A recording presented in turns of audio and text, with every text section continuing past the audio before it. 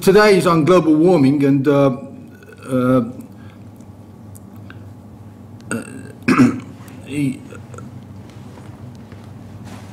Derrick Silver has kindly offered to present us a case which I think borders on the sceptical side of global warming. Our last speaker on global warming is here tonight. It's David Dunstan, and he gave a talk saying that it was definitely going to happen, and he's kindly come along to provide a bit of criticism of Derrick. So that should liven the discussion up a bit. So with that, I may hand over to Derrick to give us a talk, if you're ready, Derrick. Okay. Good evening, ladies and gentlemen. I had originally written ladies and gentlemen, but there is only one. My task tonight is to talk to you about matters that concern us all.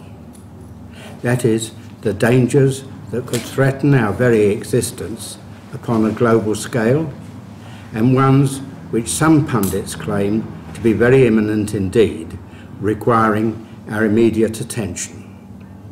These are dangers that could affect our well-being and even our continued existence, both on the entire human scale and the plant and animal population as well.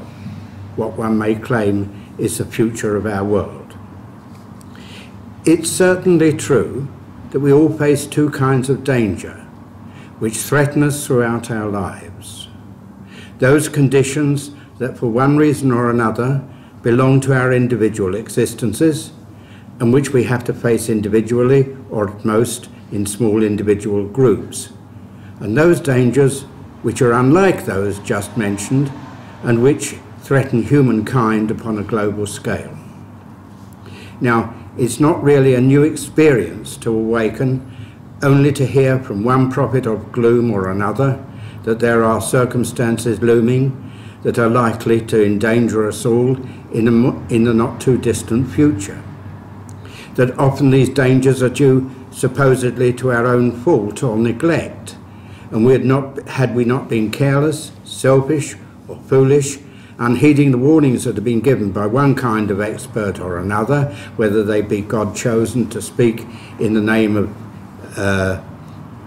fearlessly concerning man's disobedience and punishment, we should receive if we continue to turn away from what he commands, or whether they be unlike ordinary mortals, scientific cognoscenti, privileged with innate genius and a high level of education in those relevant disciplines.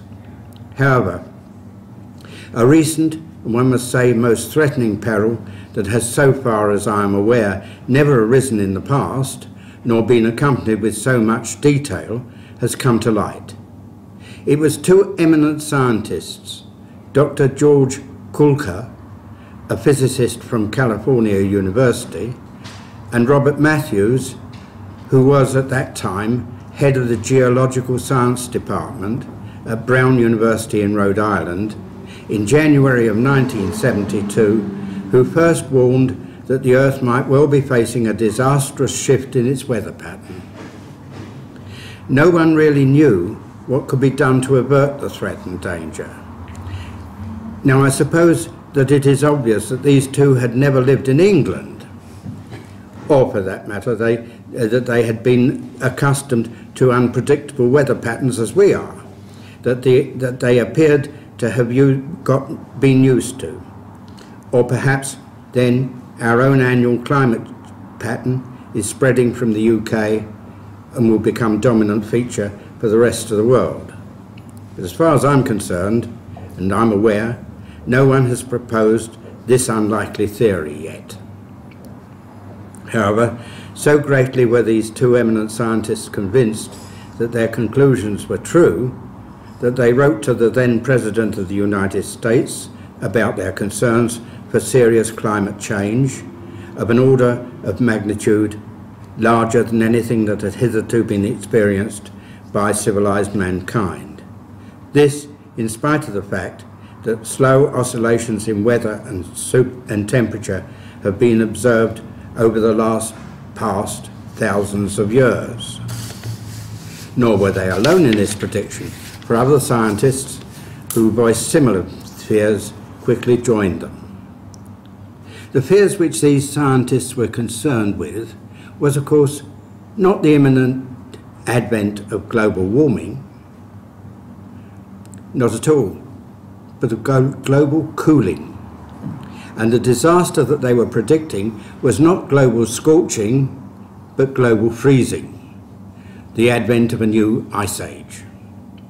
So much so was this the case that the New York Times and the Newsweek, both prestigious publications in the United States in 1975, asserted that the cooling of the world was supported by massive meteorological evidence, so much so that the scientific world was inundated with new evidence that studies were providing and was hard-pressed to keep up with it. Of course, these scientists claimed that global cooling was the beginning of which we were only just seeing, was caused by human activity. Now there's a surprise. It was because of the emission of fine dust from the burning of fossil fuels and the use of aerosols that were the primary cause of these highly dangerous climatic changes. That aerosols were a serious concern was due to the key compounds in aerosol canisters, the propellant gases, which were compounds known as chlorofluorohydrocarbons, and which were identified as a major problem in global cooling. These compounds were released every time an aerosol was used in spraying and ascended the layers of the atmosphere until they reached the layer rich in ozone, which was damaged by them with serious results, among which was the previously observed formation of the hole in the ozone layer over Antarctica, with the resultant loss of the stability of the average pattern of weather and temperature. As far as I'm aware, there doesn't seem to be any reason why it was the small area over Antarctica that suffered damage to the ozone layer, rather than over some areas where aerosols were more likely to be used. But perhaps the penguins are to blame. However, the damage to the ozone layer has been observed and still is there, and indeed is still a concern for those who monitor its development. The whole of this problem was of sufficient concern for scientists in England to get the matter referred to a select committee in the House of Lords. The outcome of the inquiry does not appear to have resulted in any major caveat. The public, who was gradually grasping what the scientific supporters of the theory of global cooling were putting across and claiming a mighty volume of evidence in its support, were also growing in concern and demanding to be told what steps could be taken to avoid global disaster. This view continued until the early 1890s, and then dawned the 1890s. With that dawning, the pattern of the weather made another of its unpredictable about turns, and average global temperatures that had been falling changed direction and started to rise again. Perhaps the weather gods were so dismayed that humans were not trusting them any longer that they decided to show who was really in charge. In spite of this, the concept of global warming continued. However, there were one or two voices that expressed an opposing view, and as early as 1975, William S. Broecker published a paper in Science entitled Climate Change. We are on the brink of a pronounced global warming. Quite quickly, global cooling lost its popularity and its credibility, and this largely because of the weather pattern changed in a different one. This was certainly not a trivial change, but that the world was beginning to experience hot weather, such as it had not seen for a number of previous years. There can be no doubt that there were many who were keen to step on the bandwagon, and the idea of global warming received increasing support, both scientific and lay. Now, it's interesting to see that the public in general were more convinced by their current environment than scientific argument, in spite of the fact that it was only a short while ago that they had been, by the same process, believing the exact reverse. Are we likely to see them change their minds yet again? It's well known that the evidence of global warming was entirely qualitative, and in many cases mere hearsay of observations made by non-scientific persona, and much of the evidence of a more scientific nature lacked the thorough basis normally demanded by science. And what are the causes ascribed to global warming? They are greenhouse gases. Yes, you've got it, carbon dioxide again. Resulting from the burning of fossil fuels. Now, it requires a very brave and perhaps a very stupid person to believe that the burning of fossil fuels could at the same time be responsible for global warming and global freezing. However, I don't wish to express my own views on the accuracy of the concept of global warming or global freezing, although I have very strong views myself upon this subject. Rather, what I wish to do is to look at a number of matters that arise therefrom, and the first of these is that climate change is not due to outside causes beyond our control, but the supposition that it is entirely mankind's own fault. There would appear a human desire to blame the threat upon ourselves, and that being the first case, it lies within our hands to halt and even reverse the entire process, so that mankind, which created the problem in the first place, itself has averted the danger and disaster. Is this a likely supposition? Now, there's something else that is strange about the explanation that has been chosen, apart from the opposite and contradictory results of fossil fuel burning. That is, that carbon dioxide is not the only, nor even the principal greenhouse gas. For it is well reported that water vapour is the major gas responsible for heat retention upon Earth, and is known to be responsible for between 37% and 72% of the total heat from the sun retained upon the Earth. Carbon dioxide comes a poor second, responsible for only between 9% and 26%. If we're to make some sense of this, our first attention should be to dry up all the seas and oceans. But I think that this decision would be greeted with utter derision, and quite rightly so. Was it therefore that the solution would be utterly rejected and so has been quietly set on one side? By being overlooked so that more acceptable remedies could be proposed?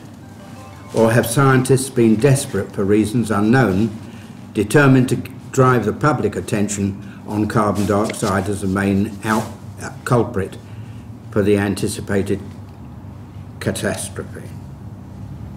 Now, what are the origins of carbon dioxide that is threatening us?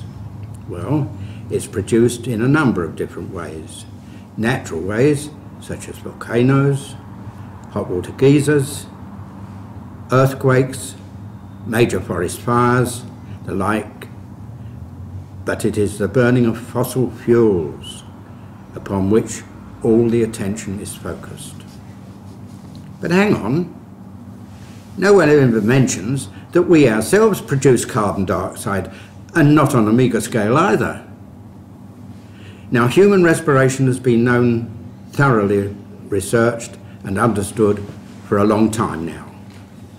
For we all breathe, and should that inspire anyone to correct the problem by deciding to kick the habit, it's not to be recommended, for he or she is unlikely to be around to take part in question time at the end of this talk. The composition of the air that we normally breathe is 79% nitrogen and 20.9% oxygen, both of their molecular forms N2 and O2. 0.038% carbon dioxide, methane in parts per million that are too small for me to mention, and water vapour, something like 40% of the atmosphere. In variable quantities depending upon weather and climate changes of the area, and others we're not concerned with in small quantities. But what is exhaled has the composition of 79% nitrogen, of course, 4% of carbon dioxide, and the rest water vapour, together with trace gases with which we're not concerned here. This means that the gross volume of respiration for one human being in one day is 13 number of breaths one takes per minute times 60 number of minute in a minute in an hour, 24 hours in a day, and 660 millilitres of volume per day. That gives nearly 12.5 million millilitres, 12,355,200 millilitres per day. That is 12,500 litres per day, 4.5 million litres per year. Now, the amount of carbon dioxide we exhale in these breaths is 4% less the 0.38% that we already had there before we started to breathe. So that 0.03962 times 4,509,648 litres of carbon dioxide is exhaled by each person per year. And if we assume that the ideal gas laws apply, and we apply Avogadro's law, and that the respiration temperature and pressure is normal, that is NTP, each person alive exhales nearly 351 kilograms of global warming carbon dioxide per year, per person. Now, the world population is approximately 5.5 billion this year, and is rising at an expected rate of about 1.1% per annum. So that in one year, human beings will contribute 2 billion metric tons of carbon dioxide per year. But we mustn't forget the animals. I haven't any data about them, but we could guess that when we have considered all the animals, cattle and sheep and etc., bred for one kind of food or another, and then add in the wild animals and pets, if we double the human carbon dioxide output, I would think we would not be far wrong. So then, the emission of carbon dioxide due to respiration would be nearly 4 billion metric tons per annum, and rising nearly 50 million metric tons per year. Now, it's claimed in the documentation that the total emission of carbon dioxide from burning of fossil fuels is nearly 5 billion metric tons per year, so that the global respiration accounts for almost as much as all the contribution made from fossil fuels. But this isn't even mentioned. Are we to believe that they don't know that it exists? And what should we do about it if we really believe in global warming? Die? No, there's something very fishy about the whole affair, and they put out carbon dioxide also. The conclusion we are forced to draw is that for some undisclosed reason, there is a deliberate attempt to deceive the public and to conceal vital data. Of course, whether we believe in global warming or not, the truth of the matter is that a curtailment of the production of carbon dioxide is no bad thing. But balance should govern our decisions, which should always be our own. Certainly, it's not a plan to save the planet. Incidentally, need I remind you that it's not so long ago that we're being warned about the rapidity with which fossil fuel stocks are diminishing, so that curtailment in the present wanton and unrestricted use of them could be economically and socially a good thing. Then what are we to conclude from all this? Well, I think there are 6 points I would like to make. The first, in my opinion, the most important, is the way we look at ourselves. It is our endeavour to establish and maintain our belief that human beings are the controllers of the world, its fate and its future. That we are in control of all things, and global calamities are created through our negligence and failures, and that the correction of such calamities lies within our own hands. I think this is probably not true, though in agreement with the majority of civilized persons, I would like to think it to be so.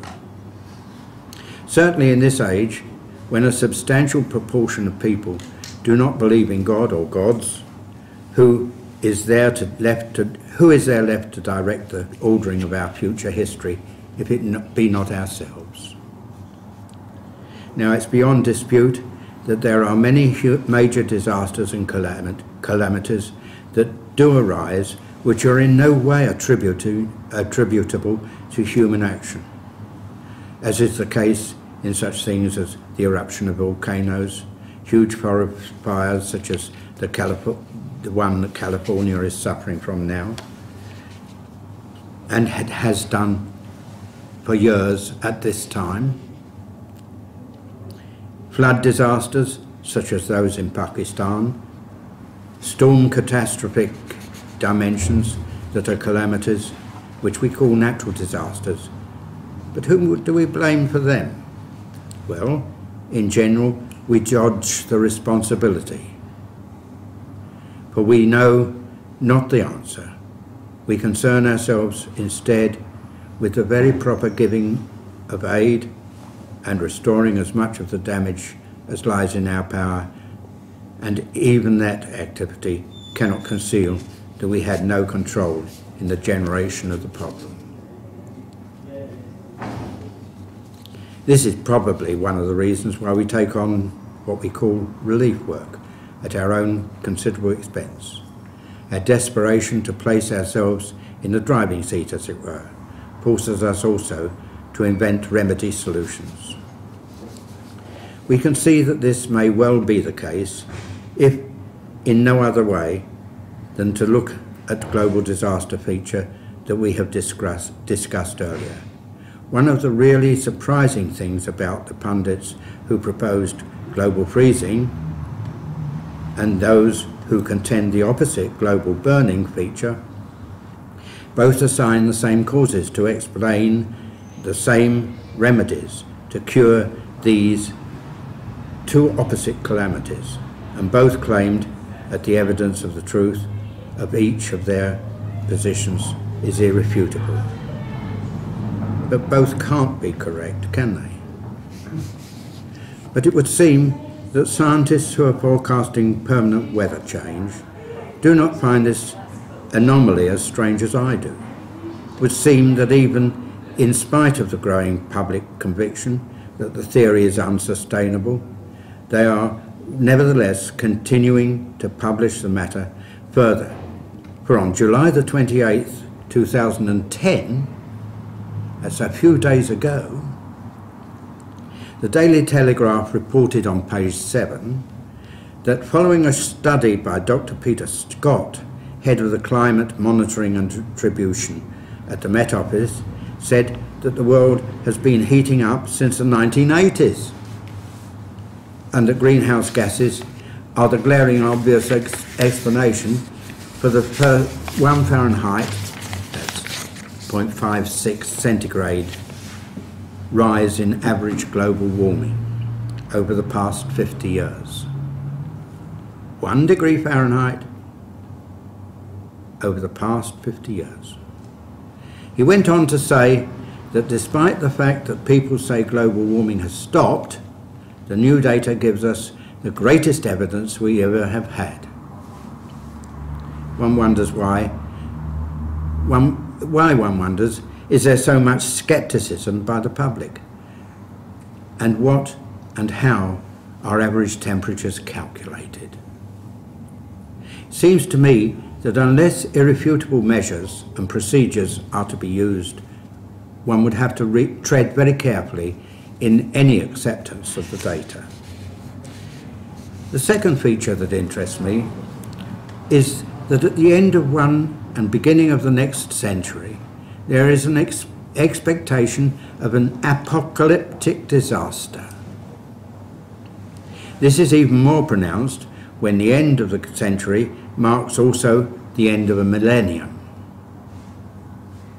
After all, the existence of the turns of the centuries is a result of our counting system. There's nothing special about 10, which is the basis of our counting, except of course that we have 10 fingers. What is the cause of this disconcerting approach to the entry of a new era? Is it perhaps a fear of a step in the dark, or the concern for the unknown? We know that mankind will inevitably move on to a new endeavour and discovery, and whilst these changes may not be daunting in themselves, it has to be admitted that they may reveal things we might otherwise not wish to encounter. Cries from the prophets of gloom in the past echo both in voice and in hearts, warning that the end of the world is upon us and that we should respect and repent and be saved. Does this sound a familiar note to the one we have been considering? What then is the fundamental cause of this attitude of mind? Is it perhaps the thought that even though we might be more intelligent than ever before, we no longer believe that any one genius can master all the knowledge that is needed today? The acceptance of that limitation is unwelcome, but has been largely replaced by the belief that there will be a pooling of knowledge which will make possible a collective total knowledge, which can be used as and when the need arises.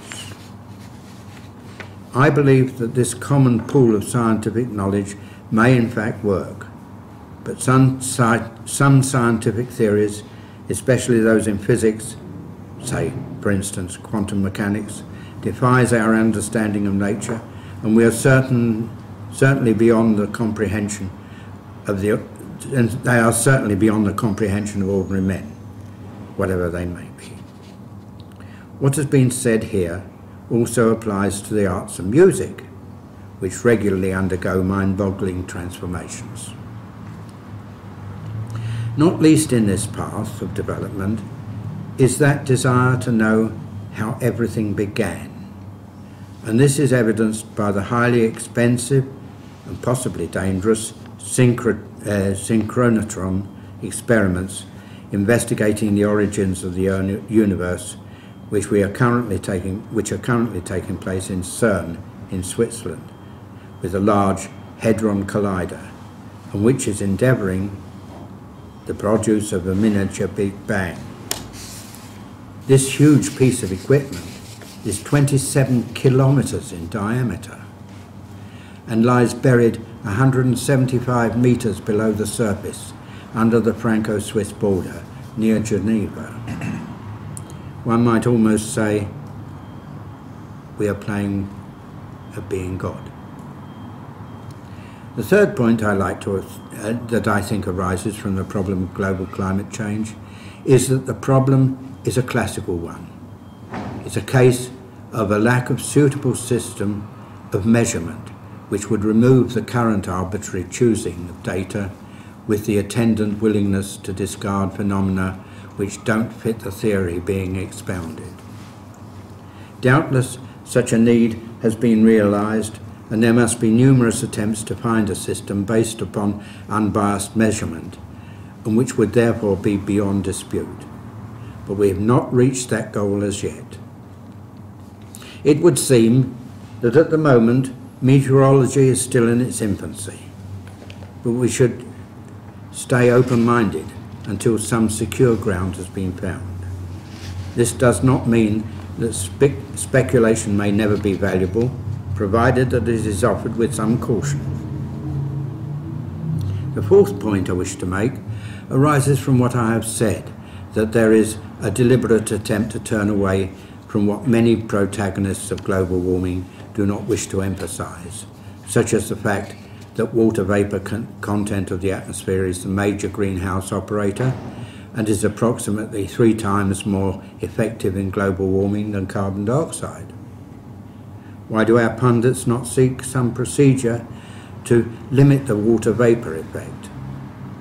It is perhaps that there is no visible means of progress in that direction, so that let's concentrate on something we might be able to do, even if it's only scratching the surface of the problem, than to hunt for a solution that we may not find. But this sort of thinking is biased, and biased is something with which scientific seeking for the truth must repel. The fifth point I wish to make is to bring to your attention from what I have said about the seemingly different deliberate attempt to turn away from other major sources of carbon dioxide, such as human and animal respiration, source of greenhouse gas, both carbon dioxide and methane, and to concentrate solely on the burning of fossil fuels. As I have said, I don't wish to pretend that the curtailment of the use, at least in the manner in which it is currently employed, is not a good thing. But it seems to me dishonest to conceal that other sources of greenhouse gas, or perhaps there is something even more insidious in the use of fossil fuels that the protagonists of global warming are hiding.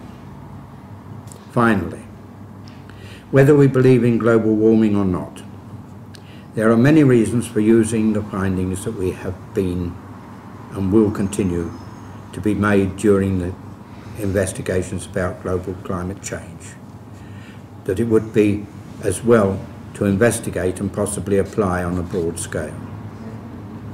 It is also possible that the warning given some years ago forecast that fossil fuels are likely to be exhausted in the not too unforeseeable future may well encourage us to find alternatives to petrol and diesel, and for the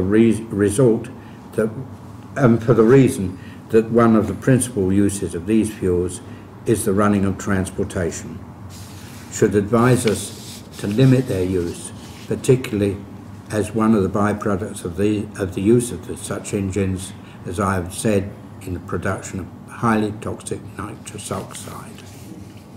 It seems to me that it would be sensible to search for additional sources of energy, such as nuclear energy. It is absurd to turn our backs upon this clear source of power just because we fear that accidental disasters and because no satisfactory method of handling the toxic waste arising therefrom. Wind farms may be ugly and inefficient, but there are other sources of electrical generation which are not so lacking in efficiency. How our prudence in application of alternative sources of power, commonly known as renewable power, such as wind farms and tidal turbines, which have not up to present received as much attention, may eventually meet some of our needs. But should we not investigate what effects might arise from massive interference with the passage of weather-directed winds, or the demands made upon the derived energy from tidal methods?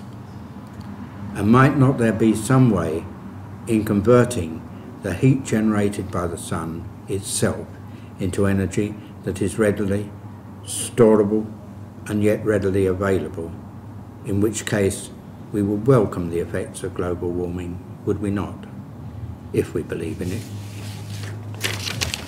Thank you very much indeed, Derek. Are there any questions or criticisms? Nick? One of my pet subjects, this one. I congratulate you on your moderation in opposing. I think that global warming, anthropogenic global warming, is just another of the most appalling intellectual scams of the millennium.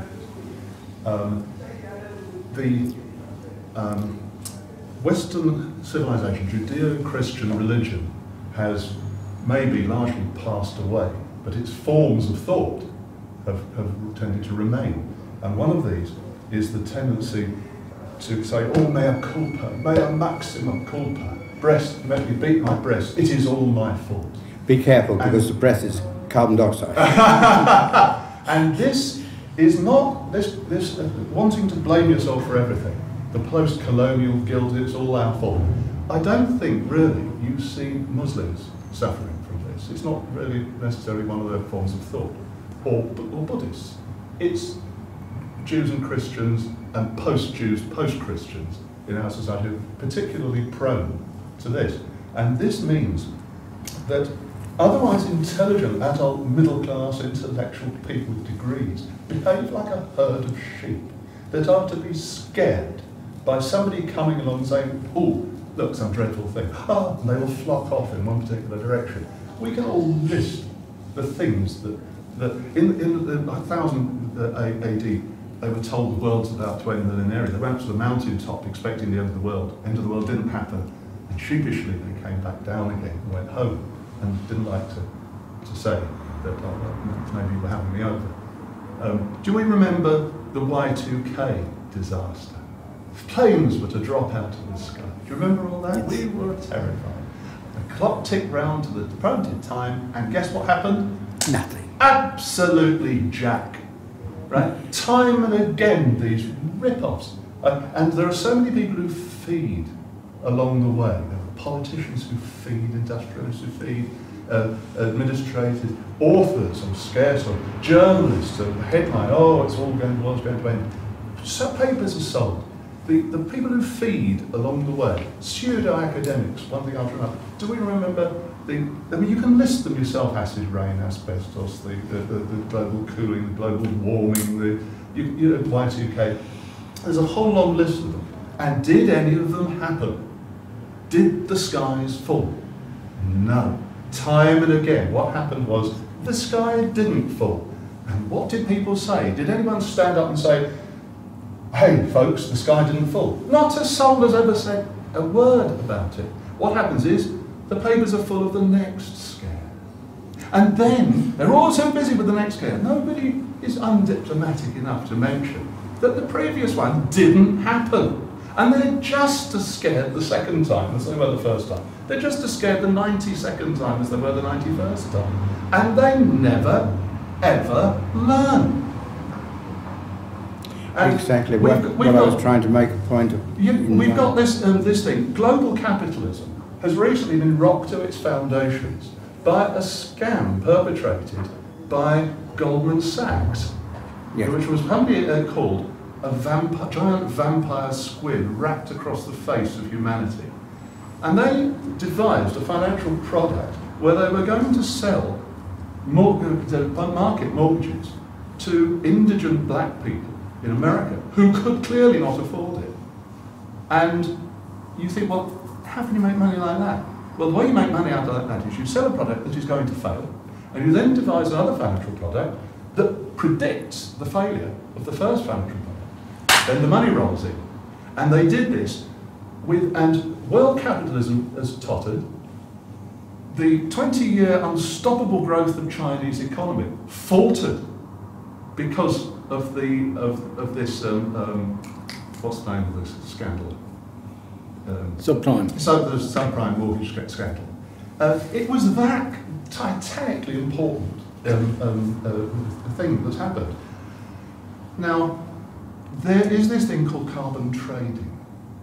Now this is an absolutely, to me, blindingly obvious financial scam dreamt up by the financial whiz kids at Goldman Sachs. It's got Goldman Sachs written all over it, this house, in which they say to you, come to us, give us $1,000, we will salve your conscience, and then we will pretend to plant a tree, which we will pretend will cancel out through its emission of oxygen your sins. We're selling papal indulgences here for your sins in the modern sense.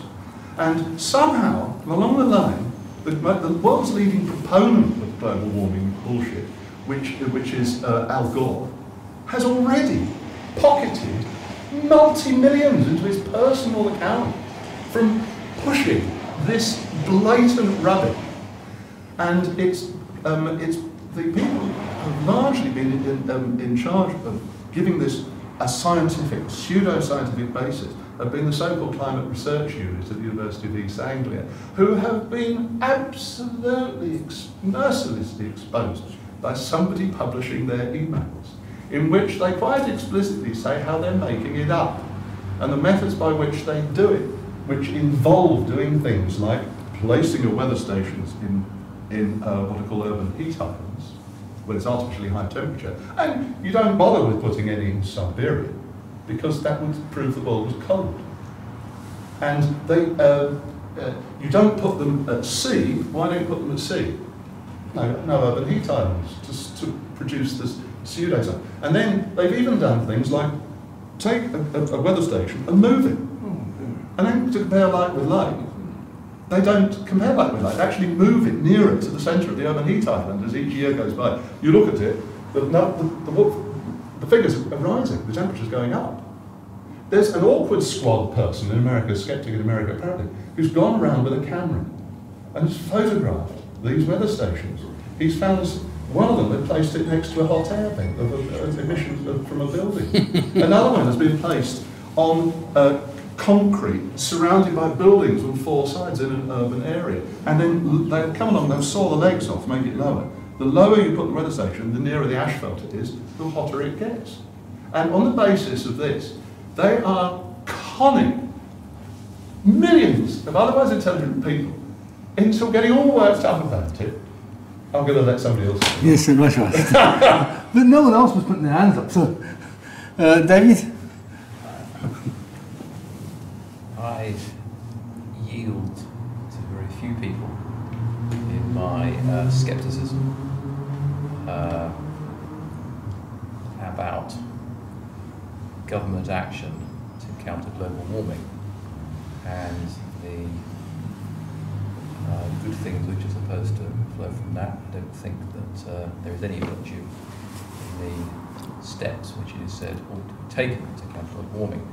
But I think it's very important that when the case for global warming or the case for doing things about global warming is being criticised, those criticisms should be put in careful and moderate and considered tones.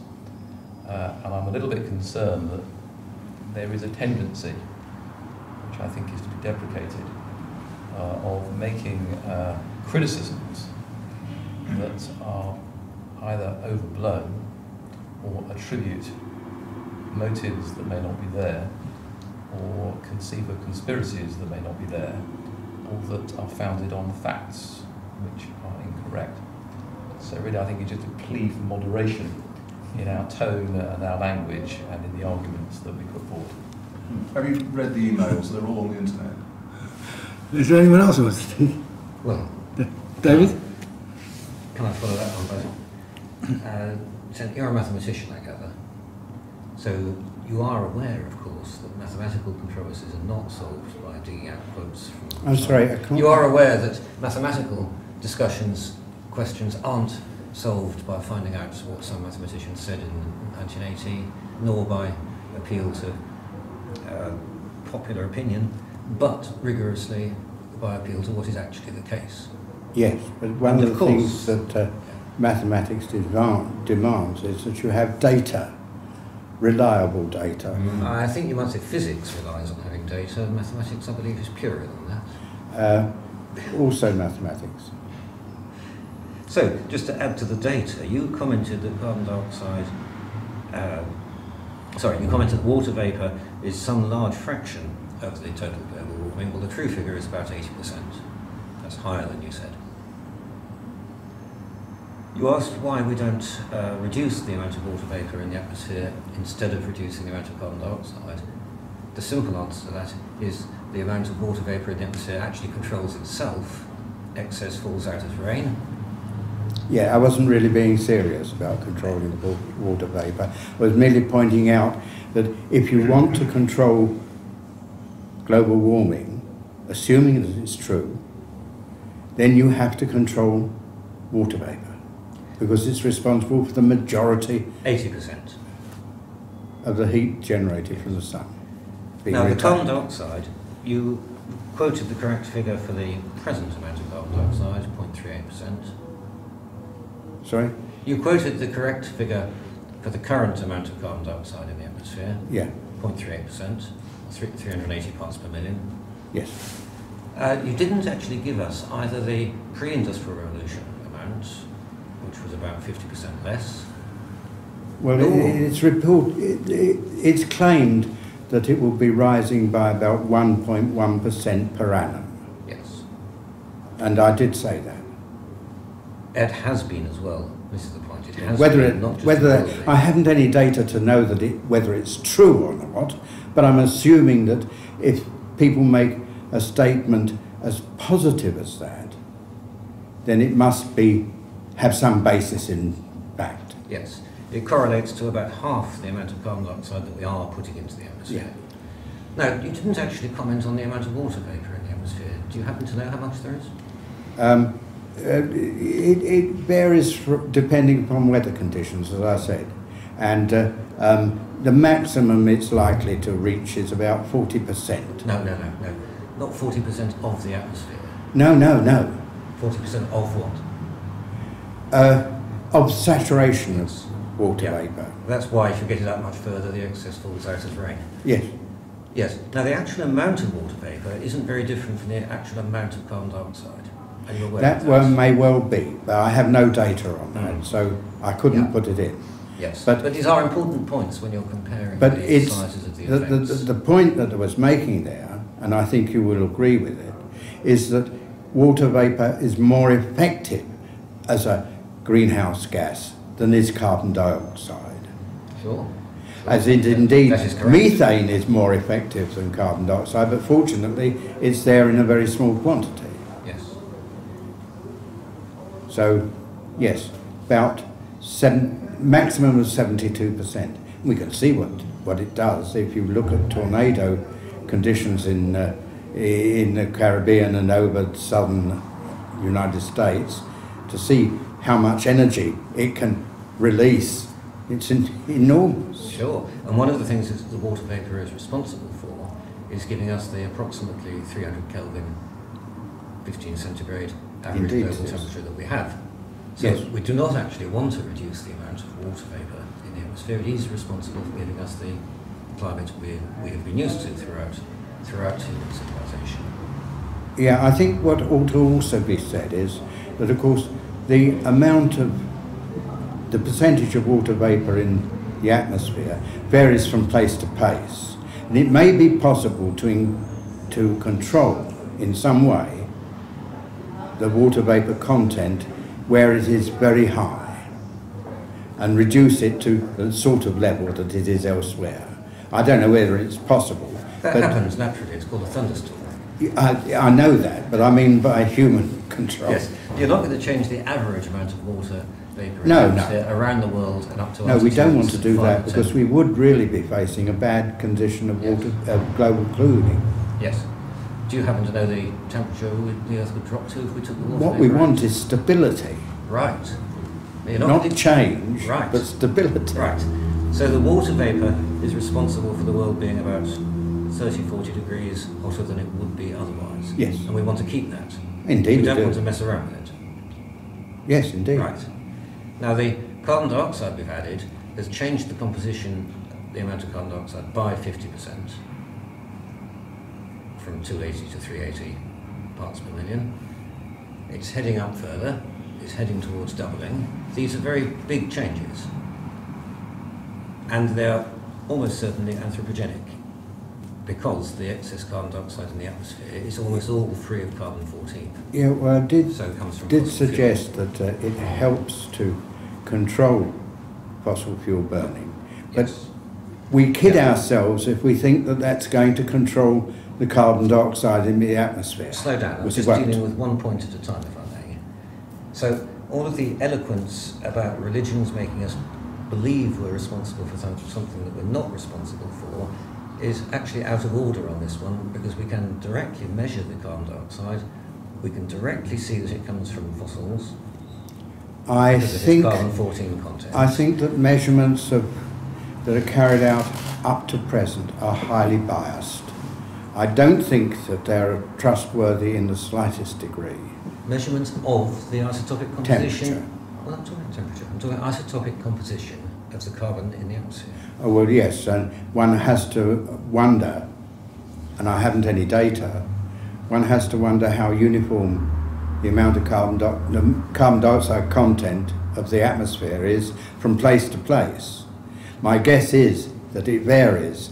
Over industrial areas it'll be higher because of transport in industrial areas, because of use of industrial fuels to generate power in industrial areas. So if I can get to my point, people can change things. It is not simply a myth deriving from Judeo-Christian religions that we can change things. No, but we need to know we have changed them. We need to know the truth, Sure. rather than rely on hearsay and possible falsehood. Nick, you can come back and you come back, Nick and Dave. Nico. Yeah, I wanted to comment on this idea that 50% increase in carbon dioxide is a significant amount. We don't know that. I mean, we don't understand the whole climate. That's the whole critique I have on this climate modeling. If you look at the IPCC report, for example, they list every factor in that is known to have an influence on the climate. But they actually admit, even in the IPCC report, that the vast majority of these factors simply are not understood at all. Now you have a very complex system like a climate, and these scientists want to make you believe that they have a formula with which they can calculate how the climate will change in the future, although most factors that are influencing the climate are not at all understood. So how is that possible? They all assume that this is a linear system, just like you did, just by saying 50% increase in carbon dioxide is significant. I didn't say it was significant, did I? You did significant. I said substantial. Substantial. Substantial. 50% is substantial. Yeah, but the point is, we don't know what this 50% will actually do in the atmosphere. I'm not saying that it cannot happen, that global warming will actually happen, but we don't know it. And making politics, and that's the whole point. I mean, this whole global change thing is way beyond science. It is a political ideology that a lot of people use to get their paychecks at the moment. And they are all acting like we know exactly what the climate is, how the climate is working, and because we know that, we can influence it precisely by making the right politics, and that is That's not true. Surgical intervention. I mean, apart from anything else, if we rely on average temperature readings, we know that the sun has an 11-year cycle for activity. It's going to affect our temperatures, that all sorts of things happen on cycles, both shorter than 11 years and both longer than 11 years as well, which conflict any just temperature measurements. What we need is some independent, unbiased, global estimation by instruments apart from human interference. so that we can tell what is happening, we can make allowances for what is natural in cycle terms, and then deduce from that, having deducted those, to what is necessary to know for global warming. Sorry, someone? David? Yeah, the whole global warming debate actually raises a fascinating question. I don't quite know what the answer is, and it's this. Here is an issue, parts of the resolution of which depend upon an assessment of science, and scientific data, and modelling, physics. And the interesting question is this: what role do informed lay people play in that? Because I think most of the people in this room, I can't speak for everybody, would count themselves as non-experts, as non-scientists, but as reasonably well informed. And so the question is, what, if any, role can people like us play in addressing what are, in the main, well, the arguments which have been considered so far are the scientific debates. Now, there's a whole layer of debate about global warming, which has nothing to do with science, which is an economic debate. And that's plainly an area where people like us, I think, can A, understand, and B, present and B, debate the arguments with, I think, as much skill as professionals. But I'm a bit nervous when we're dealing with the prior debate. Are the measurements of historic CO2 levels reliable? To what extent can we place faith on a particular global climate model? To what extent are the lower bound figures right? To what extent and all the is that really a useful job for people like us at all? I mean, I just question the premise of this debate.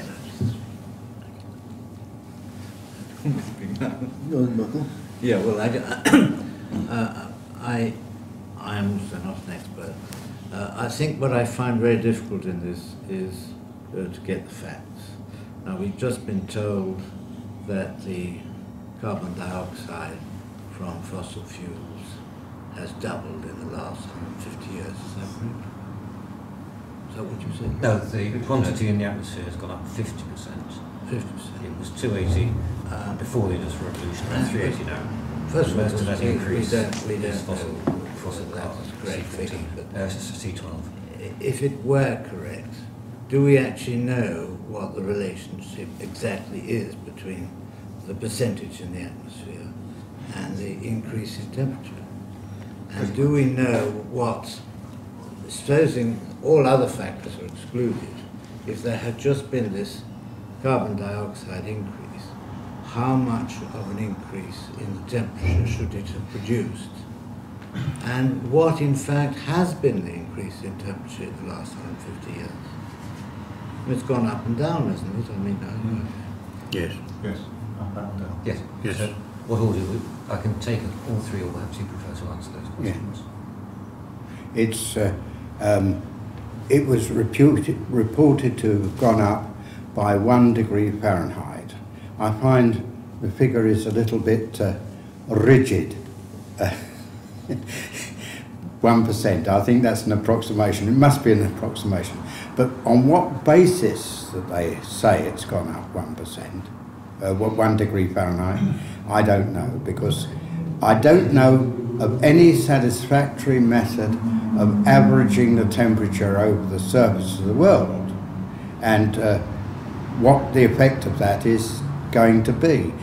You see, it would seem to me that they select isolated places to check the temperature. It seems to me, therefore, that it's partly human choice.